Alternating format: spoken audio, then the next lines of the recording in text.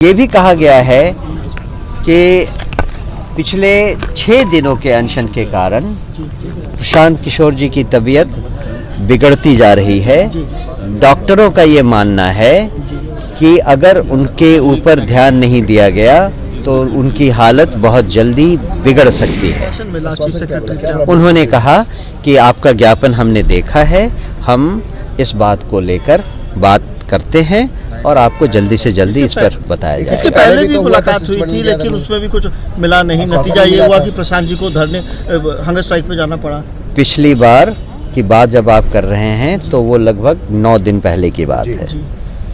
समय बदल गया है, हालात बदल गए हैं, तो पिछली बार जो हुआ उससे मुझे लगता है कि इस बार नतीजे कुछ और आएंगे। नमस्कार, मैं अभिषेक आनंद और आप देख रहे हैं न्यूज़ फॉर नेशन। देखिए, बीपीएससी अभ्यर्थियों का जो विवाद है वो अब बहुत आगे बढ़ता हुआ दिख रहा है। हम आपको बता दें कि बीपीएससी अभ्यर्थियों के मांगों के लिए प्रशांत किशोर उनके साथ आए थे और गांधी मैदान में छात्र संसद कर रहे थे।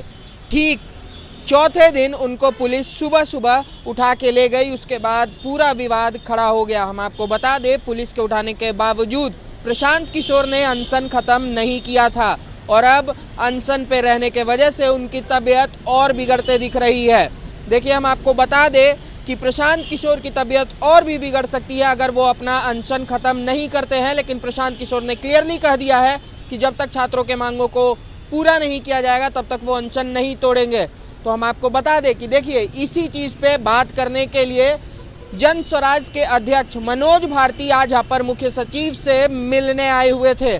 क्या कुछ बात हुआ है इस मीटिंग में, खुद मनोज भारती क्या कह रहे हैं, सुनिए उनके बातों को। बताया कि छात्रों के किन मांगों के कारण प्रशांत किशोर जी सत्याग्रह पर बैठे थे, आमरण अनशन कर रहे थे और उन पर जो कुछ लांछन लगाए गए हैं उनके विरोध में जो कार्यवाही हुई है उसके बारे में भी चर्चा हुई है। ये भी कहा गया है कि पिछले 6 दिनों के अनशन के कारण प्रशांत किशोर जी की तबीयत बिगड़ती जा रही है। डॉक्टरों का ये मानना है कि अगर उनके ऊपर ध्यान नहीं दिया गया तो उनकी हालत बहुत जल्दी बिगड़ सकती है। इसलिए इन बातों को ध्यान में रखते हुए छात्रों की मांगों को का संज्ञान लिया जाए और उनके एक 5 सदस्यीय शिष्टमंडल से माननीय मुख्यमंत्री की मुलाकात करवाई जाए, जिससे कि आगे की कार्यवाही सरल हो सके। क्या आश्वासन मिला चीफ सेक्रेटरी से? उन्होंने कहा कि आपका ज्ञापन हमने देखा है, हम इस बात को लेकर बात करते हैं और आपको जल्दी से जल्दी इस पर बताया जाएगा। इसके पहले भी मुलाकात हुई थी लेकिन उसमें भी कुछ मिला नहीं। नतीजा ये हुआ कि प्रशांत जी को हंगर स्ट्राइक पे जाना पड़ा। पिछली बार की बात जब आप कर रहे हैं तो वो लगभग 9 दिन पहले की बात है।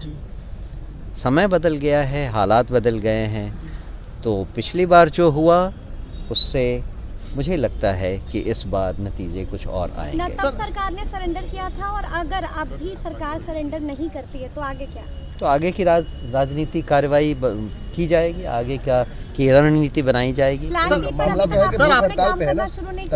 सारे plan B, plan C, plan D तक मौजूद हैं। सर, आपके ऊपर एक और तीसरा एफआईआर भी होता है प्रशांत किशोर पर उस दिन कोर्ट में। आपको लगता है कि सरकार आपकी बात मानने को तैयार है या मान रही है? लगातार